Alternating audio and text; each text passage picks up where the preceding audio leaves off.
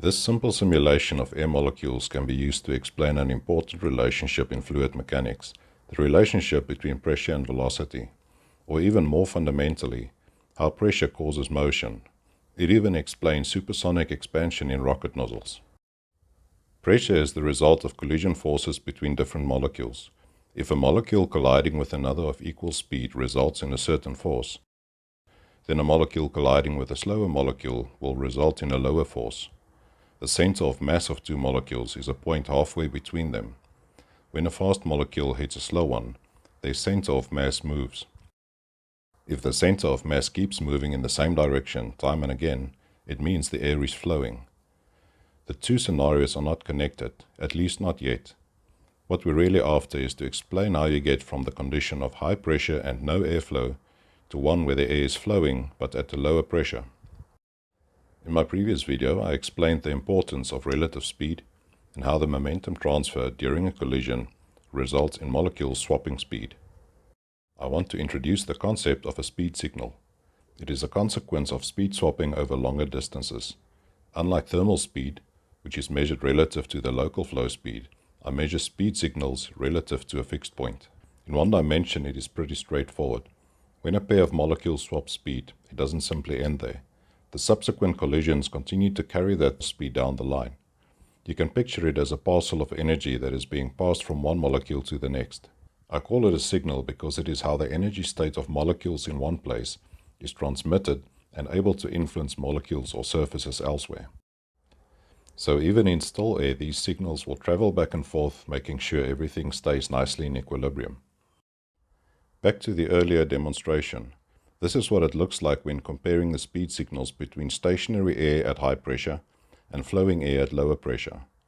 Unless the row of flowing molecules is infinitely long, there must be a source of high-speed signals somewhere to the left, and there must be a source of low-speed signals somewhere to the right, which also absorbs the energy from the high-speed signals, because you don't see any of them being reflected back.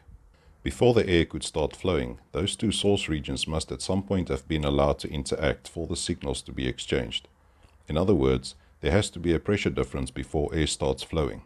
This is how it happens. When the wall is removed, high-speed signals no longer reflect back, but get passed on into the low-pressure region.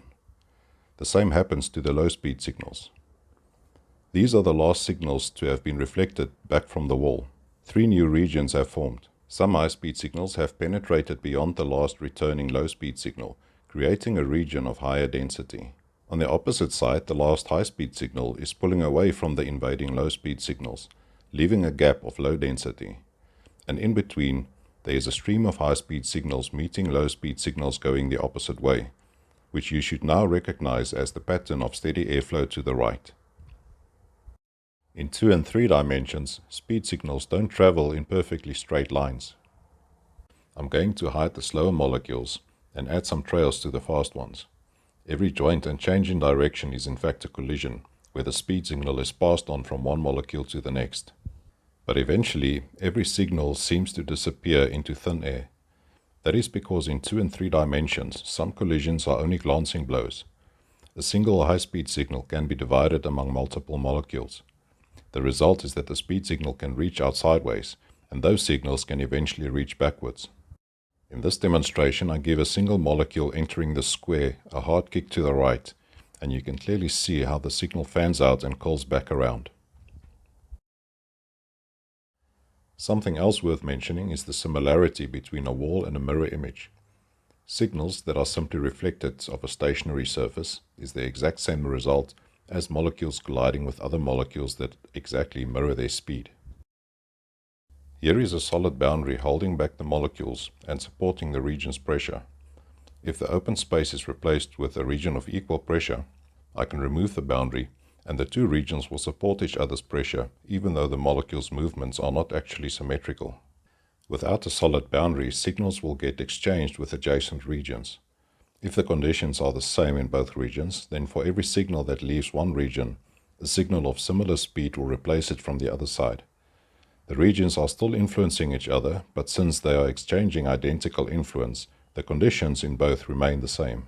If the speed signals travel evenly in all directions, then no matter where I choose to draw the boundary, The regions on either side support each other's pressure through back and forth speed signals.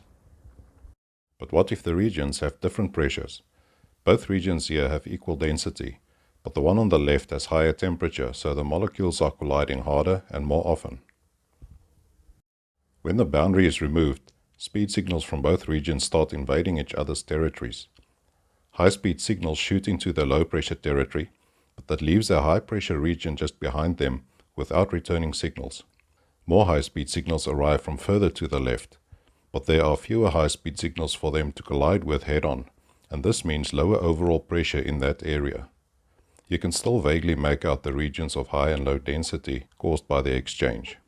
This color scheme indicates each molecule's collision forces averaged over its 10 most recent collisions, and this is the horizontal displacement over a time period to help indicate flow. It is difficult to get a proper picture by coloring individual molecules, so I've divided the area into a grid and calculated average values for flow speed in each cell, and I added all the collision forces to get an idea of pressure. The color band at the top is flow speed and the lower band is pressure. You will note that the high density region traveling to the right has a high pressure despite having a flow speed. That is not due to high collision forces, but simply due to the sheer number of collisions. At this point in time, the area further downstream has yet to receive an invading high-speed signal, so the air has no flow and it is still at the original low pressure.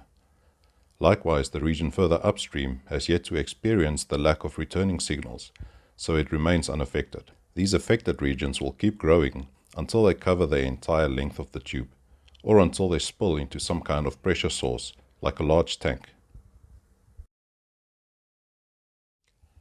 This is just a crude example of a high-pressure tank. Here it is with flow speed on top and average collision forces at the bottom. When the valve is opened, the affected region expands, but when it reaches the end of the tube, there might be other processes involved, depending on how that region interacts with the air in the tank. This is again an example with the tanks at equal density. So there's going to be a high density pulse exiting into the low pressure tank, and there will be a low density region spilling into the high pressure tank. These disturbances cause their own return pulses, so it is quite a process before flow through the tube is steady. Note also that the high speed air leaving the tube is not at a lower pressure than the air around it. These two regions each has 10,000 molecules and equal pressure. The amount of different speed signals at any given time is the same as the different speeds of the molecules themselves. I've divided the overall speed range into 100 sub-ranges and counted the number of molecules that fall into each range at a given time. The result is known as the Maxwell-Boltzmann distribution.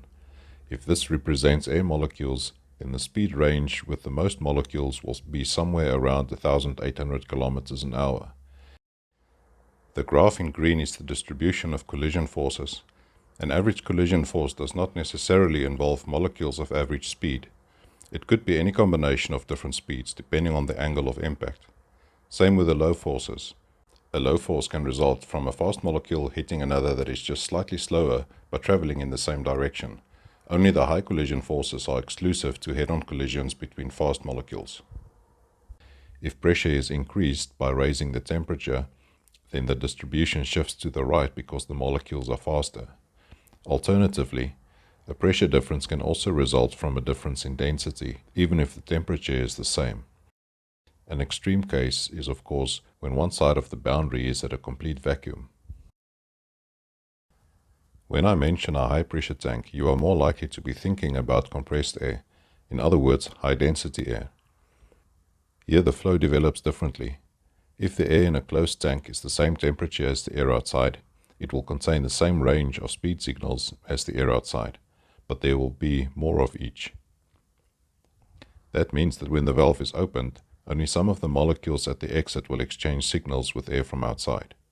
Based on this, you might think that the rest will simply rush straight out, but this is where things get interesting in 2 and 3 dimensions. Imagine a balloon in the vacuum of space. If the balloon is popped, the molecules blast outwards, and very quickly the molecules furthest out are also those with the highest speed. At first glance, it appears obvious that the fastest molecules are going to be the ones expanding the fastest. Zooming into the center, it seems as if only the slowest molecules are left.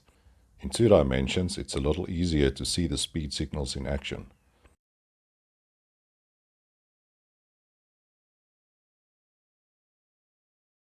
First, look at the outer molecules. The molecules that were about to collide with the surface now just keep traveling outwards. High-speed signals keep arriving from closer to the center, and the molecules carrying them either shoot straight out or they pass that speed on to one of the slow molecules in the outer region. Either way, the faster signals always end up leading their expansion into new available space. No signals get reflected back. Little by little, every speed signal overtakes those slower than itself in the direction away from the center. This is called free expansion. Over time, as the molecules drift apart and the speed signals arrange themselves according to their speed, it behaves more like one-dimensional flow, and fast signals do not get redistributed sideways. When air vents into vacuum through a straight tube, the first molecules to leave get a clean break. Meanwhile, some slower signals also make their way down the tube. I have explained how the influence of a collision can spread sideways.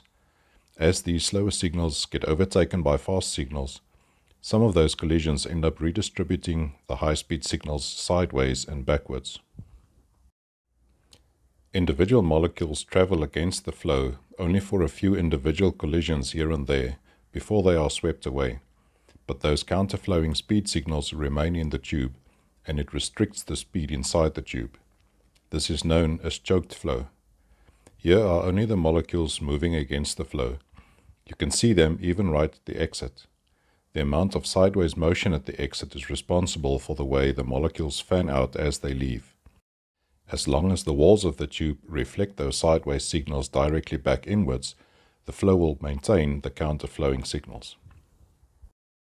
Just as a side note, high-speed signals are obviously leaving the tank faster than the rest. If all the fast signals leave, then the average speed of the remaining molecules drops, and the air in the tank gets colder and colder. This is again averaged flow speed and collision forces. The tube is packed with high-speed signals, but they're all going roughly the same direction, which reduces collision forces. When I calculate the collision forces, I also take into account the times between collisions. Relative speed is all that matters for an individual collision, but if you want to get an idea of a molecule's contribution to pressure, you need to also consider how often it is colliding. One way to keep the flow accelerating is to create a conical exit, also called a diverging nozzle. Every time a sideways signal collides with a slanted tube wall, it gets reflected slightly more in the direction of the exit. This eliminates the slow signals that choke the flow in the straight tube, and flow can now go supersonic. Unlike the straight tube, where collisions with a tube only exerted a sideways force, these collisions now also exert a component of force parallel to the flow. This is the additional thrust force that rockets gain by using such diverging nozzles. These are simple examples of how the geometry between two pressure sources can influence flow speed and pressure. The effect of the geometry on the flow is dependent on the pressure sources. Choked or supersonic flow only occurs when the outside is a vacuum or at a much lower pressure than in the tank. In a converging nozzle, the flow speeds up as it approaches the exit, but in the exit it is choked at the speed of sound. I want to study this in more detail before I try to explain it, so it should make a great topic for a future video.